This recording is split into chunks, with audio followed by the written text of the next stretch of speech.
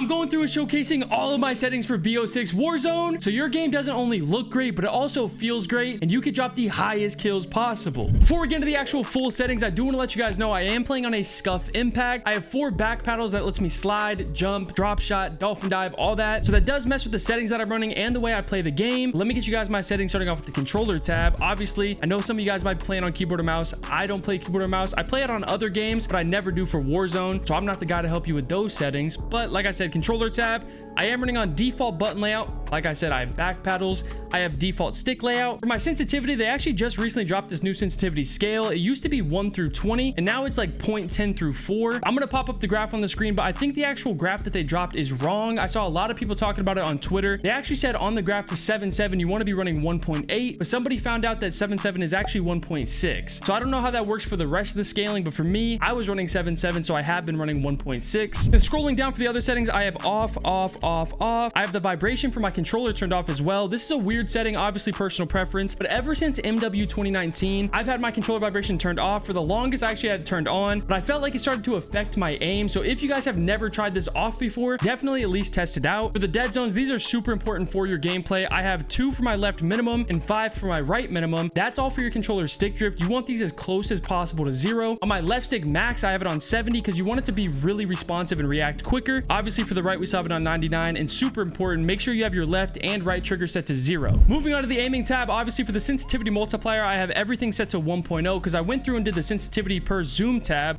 so I didn't mess with this whatsoever. We have my look conversion on standard, and for the aiming advanced settings, same thing for the look conversion, we have everything standard. We have ADS sensitivity transition timing on instant, super important setting for Warzone, so if you guys don't have that on, definitely go ahead and turn that on. For my third person ADS correction type, we have assist, and for my aim response curve type, another very important setting for your aim and gameplay, make sure you guys have this set on to dynamic. And then for the aim response curve slope scale, we have it on 1.0. Then like I was saying in the last tab, I went to the custom sensitivity per zoom, and I set mine to 0.8, 0.8, 0.8 for low zoom, 2 to 3, and 4 to 5.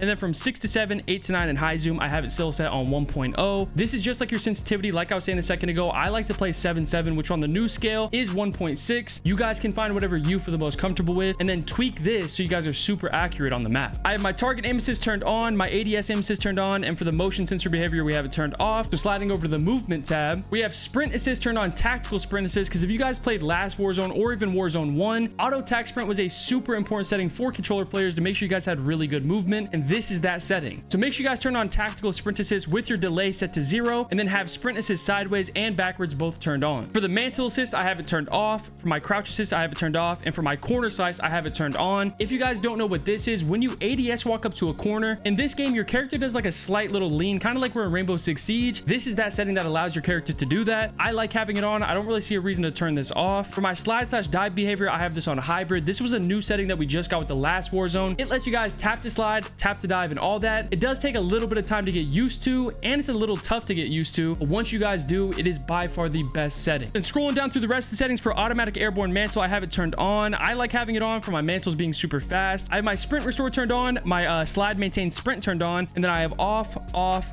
For movement advanced settings, I don't think I've messed with this ever, but I have toggle, off, off, double tap, trigger, and on. Like I said, never messed with that tab before.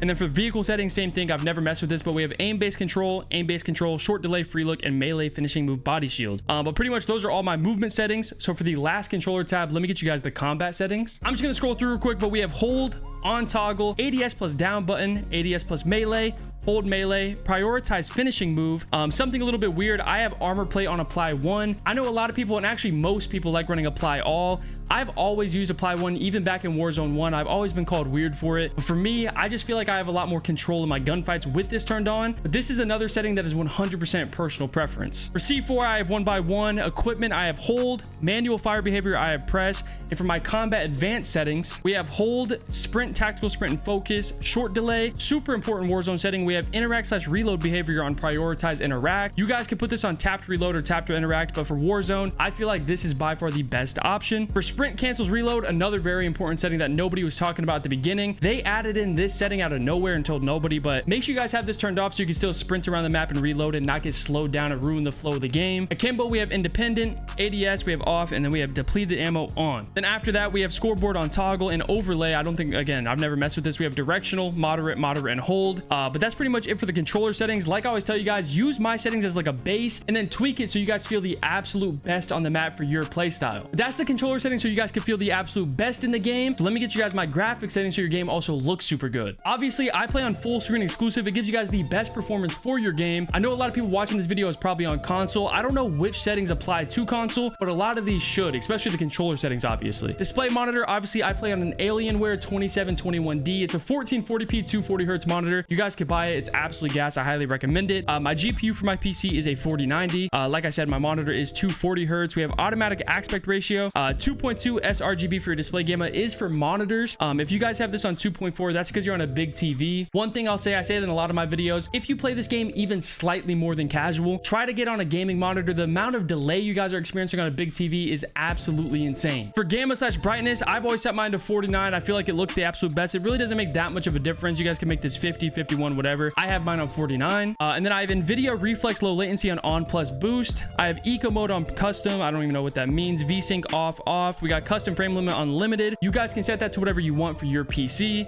Reduce menu, I have optimal off, 10 minutes, 0. And then I have HDR turned off. Now we're gonna get the quality tab, but I will say I have a lot of my settings in the quality tab set to low so I get my game to run and feel the absolute best. For the quality tab, obviously off rip, we're gonna get the render resolution. You guys should really never have this above 100. 100 is perfect for your monitor, so make sure you guys have that set to 100. Dynamic resolution we have turned off. For the upscaling / sharpening, we have Fidelity FX CAS. Ooh, these are a ton of new settings. I've actually never seen these settings, but the most important setting here is the Fidelity FX CAS strength. I've always had set to 100. Then we have off, 70, and off. And like I said, I'm just gonna go through these settings real quick. Pause the video if you need to. I'm gonna scroll through nice and slow. I'm gonna even turn off my camera and everything. I'm just gonna scroll through and show all my quality settings. Just remember, I run a lot of them low for my game's performance.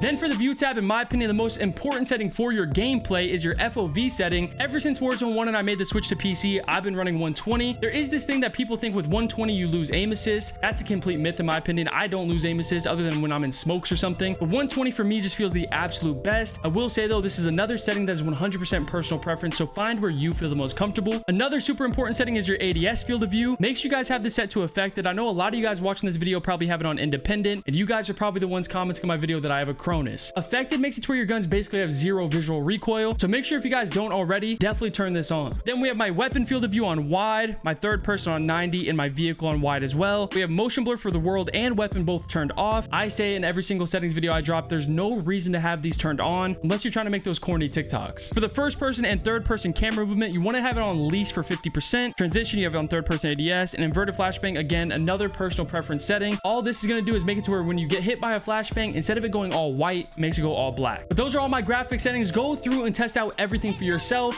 and let me know if it helps you guys game out at all. But let me get you guys my audio settings real quick. Obviously completely for your setup, but for my volumes, I have it on 65, 0, 50, 90, and 30.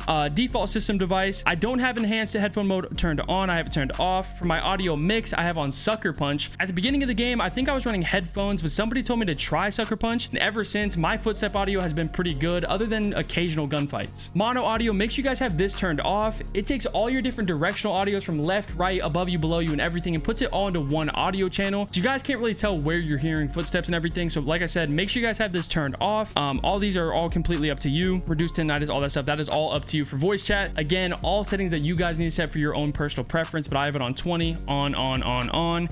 Microphone level, all this stuff, this is all your setup. And then interface, another very important tab, we have off, automatic, and then these are your gameplay tips. For your telemetry, these are the boxes that show up on your top left. For me, I have FPS. Actually, I can show you. I have FPS, server latency, and packet loss. I think these are actually finally on console as well. These are the only 3 I recommend.